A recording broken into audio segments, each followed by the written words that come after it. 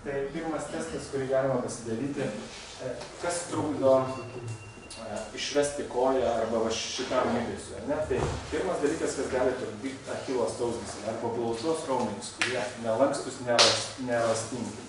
Tai norint įsitikinti, kad tie raumenys pakankamai elastingi bėgimui, tai čia gal gan komplikuotai, gal parodyta, bet mintis yra, jeigu jūs darote atsisėdę, kelius vedate į priekį ir jūsų kelis, jeigu nukeliauja toliau pirštų, tas jums leidžia, nepakeliant kulnų, tai greičiausiai jūsų achilo sausgyslės yra pakankamai lankščios, kad galėtumėte tiesiog bėgioti. Pasižiūrėjot, galite tą padaryti, viskas ok, metu šitą dalyką plaukti, viskas tvarkinga. Labai paprastas. Galite pasitokti, mano kelis, galite pasižiūrėti. Čia sėdint iš tikrųjų labai lengva padaryti, sėdint, biškį paslenkat ir žiūrite. Jeigu tas jūsų neriboja, jeigu neįtempia jūsų blauzdų,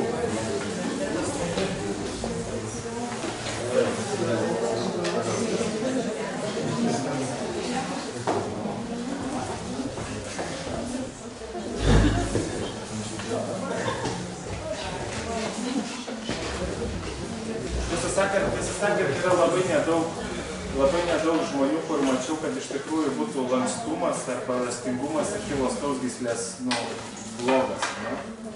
Yra kitas dalykas, kad achilo sausgyslės įsitempia, blauzda užsikala po bėgimo, jaučiasi toks tempimo jausmas po bėgimo, bet tai nereiškia, kad elastingumas yra pakitęs arba blogas, jos užsikala dėl kitų priežasčių.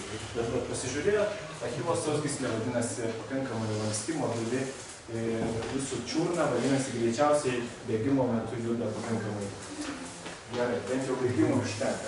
Kitas dalykas, labai svarbu protestuoti iš tikrųjų didįjį pirštą, nes paprastas labai testas, bet, žinot, kadangi bėgimo galutinė fazė, žingsnė yra tai, kad pakyla pėda ir lieka pabaigos, sakykime, didysis pirštas. Kartais didysis pirštas iš tikrųjų riboja kojos išmetimą. Jūs kartais to nejaučiate, bet kūnas turi savo centrinę reguliacijos sistemą. Didysis pirštas paprastai nekyla tuomet, kai būna įsitempusi jūsų pėdos fascija arba tas padas. Tai čia labai paprastas testas, paimat už didžiojo pirštą ir pabandot biškį jį pakelti. Ir jeigu jį pradėjus kelti, iš karto pradeda keltis tas išilginis pėdos lankas, iš karto pajuntat įtampą, tai greičiausiai pėda yra kieta.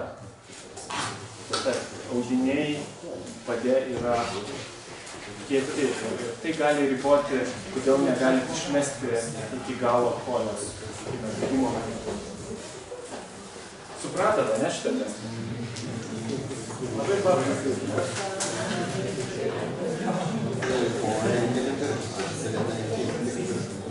Žiūrėkite, trečias testas, kuris gali riboti, kodėl kojos galite neišmesti, yra testuojamas toks vadinamas klubinis juosmens raumuo. Tai yra raumuo, kuris prasideda prie stuburo, čia liemenygaliai ir baigėsi ant šlaunies.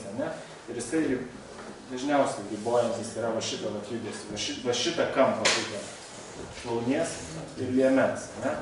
Tai jeigu įsivaizduokit, tas raumuo kietas arba net palaiduotas, jisai neleis jums išmesti kojos, o bėgime, tai svarbugi koją išmesti. Tai trys variantai testų. Iš tikrųjų, man labiausiai patinka šitas, kurį mes kaip ir yra standartizuotas medicininis, ortopedinis testas, protestuoti, tai tiesiog atsigulat ant bet ko, ant stalo, vieną koją prie savęs pritraukia. Labai paprastai žiūrit, ką daro jūsų kita koja. Tai jeigu jinai pakyla nuo 0 laipsnio, vadinasi, klubinis juosmens raumuo greičiausiai yra kietas arba net palaiduotas, nemobilus. Ką tai reiškia, kad bėgimo metu neišnešit kojas atgal. Tai yra kaip raudona vėliava, reikia šitą problemą išspręsti. Ir tą nesunku išspręsti. Dabar tiesa, norma galėtų būti norma ir 0 laipsnių, ta prasme, koja lieka tam pačiam lygiai kaip ir liemuo, o geresnių atveju bent jau 10 laipsnių kampas atsiranda su liemene. Tai reiškia, klubinis juosmens raumuo atpalaiduotas. Sprendimas labai paprastas, va šitoj padėty kažkiek laiko per dieną praleiskite, 3-5 minutės, po truputį tempdami šitą zoną. Esat darę vis tiek šitą pratimą, pasilenkėt, biškį lenkėtės į priekį ir čia pajusit tempimo priekiniai dalykai. Labai paprasta. Tai va, žiūrėkite, 3 dalykai, kurie gali riboti tą mobilumą, apie kurį mes kalbėjom, kojos išmetimą atgal. Jo, achilas, nykštys ir šitas. Tai yra 3 testai, kuriuos patys gali padaryti. Dar vienas testas su kojom, iš tikrųjų, labai svarbu yra, kaip yra palaiduoti užpakalinės grupės raumenis. Vėlgi, testas namų sąlygom. Atsigulat ir tiesia koją į viršų. Jeigu iškėlėt tiek, jeigu dabar laipsnį, čia yra 70 laipsnių, tai kaip bėgikams viskas gerai, ne? Kaip bėgikams. Jeigu būtume šuolininkai, šokėjai arba kitos sporto šakos atstovai, tai to neužtektų. Mes turėtume 90 arba 100 laipsnių iškelt koją, bet bėgikams paprastai užtenka 70 laipsnių. Futbolininkams tai yra labai didelė rizika, kodėl jie pasitempia užpakalinės grupės raumenį, jeigu jie tik tiek iškeltų. Dėl tos futbolininkams labai svarbus dar didesnis užpakalinės grupės raumenų laisvumas. Bėgikams bėgantiems maratonus, ilgas distancijas užtenka 70 laipsnių. Vėlgi, paprastas testas.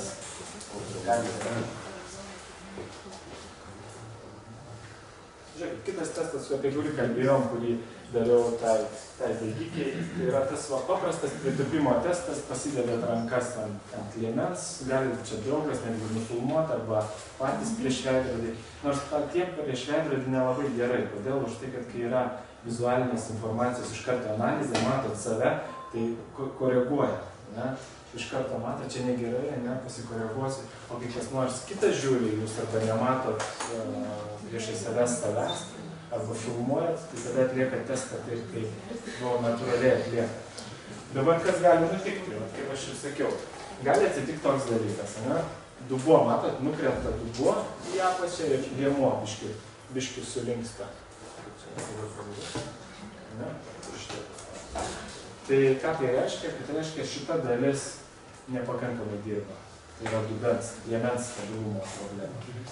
Čia yra kelio, matot, palinksta į priekį ir kelis sukrenta į vidų. Tai greičiausiai problema ir dubenį, ir kelio sąnariuose, kad raumenynas čia nepakankamas. Gali kas dar nutikti? Gali būti pėdos kontakto praradimas. Tiesiog pakyla čiurna arba panašiai. Tai reiškia, čiurna nepakankamai stabili, arba nesupranta savo padėties erdvėje. Ir kiti, sakykime, variantai. Tai čia nėra aiškios gradacijos sistemos, kiek tai būtų norma arba nenorma. Turit suprasti, kad norma yra gražus, tiesus pritūpimas ir grįžimas atgal. Jeigu kažkuri dalis paveda, vadinasi, kaip bėgikui kažko tai trūksta. Ir tą problemą reikia spręsti. Tai nėra specifinis testas, jisai daugiau parodo, ko maždaug, kuri vieta jūs paveda. O šitas judesys, aš kaip sakau, tai yra be galo specifiškas bėgimui, nes bėgdami jūs tą ir darote realiai. Vien kūno masę pernešat nuo vienos kojos ant kitos kojos. Kiek tas pritūpimas rūsnių turi būti?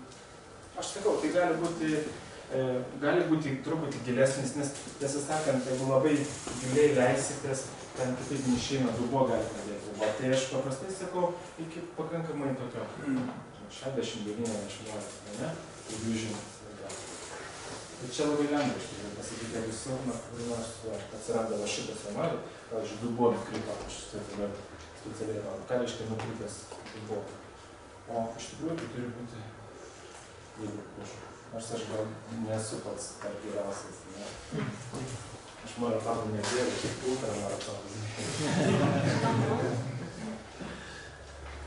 O žinokit, ultramaratonuose, apie kurias kalbam, 60-80 km, 100, ypač kalnuose, tas labai svarbu, nes didžiąją dalį reikia kopti į kalną. O kopimas į kalną, kas tai yra? Tai yra nuolatinis darbas. Viena koja, kita, kaip laiptukais. Tai jeigu čia nedirba, Dubonė, Liemo nedirba, tai tas laiptukais lipimas ir gausis nuolatinis va toks sufarimas. Tai čia reikia, jeigu nori būti sėkmingas, jeigu nori gerai, greitai finišuoti, tai turi čia jaustis tiesų turi būti. Dirbi kaip sprinteris, ne sprinteriai kaip dirba. Lygiai, Liemuo stabilus ir jie bėga tiesiai. Tai ir ultra bėgimuose. Atrodo, reikia daug bėgioti kilometrų. Nereikia labai daug kilometrų bėgioti, bet reikia išspręsti savo kūno problemas arba užakcentuoti tuos dalykus, kurie labai svarbus. Tai dubens stabilumas žiauriai svarbus.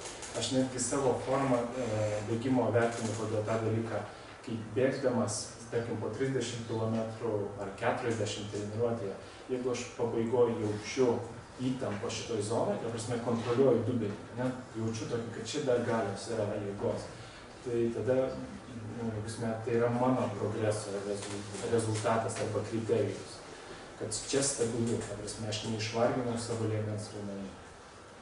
Ta kartais, aišku, reikia patirties pajusti, ką tai reiškia, tai yra pojūtis, iš principo ne kažkoks objektyvus rodiklis. Nedarau atsilenkimų, bet aš negrįžęs, kad patikrinčiau, bet tai yra jausmas, kad čia yra dar viskas stabilu ir stipru.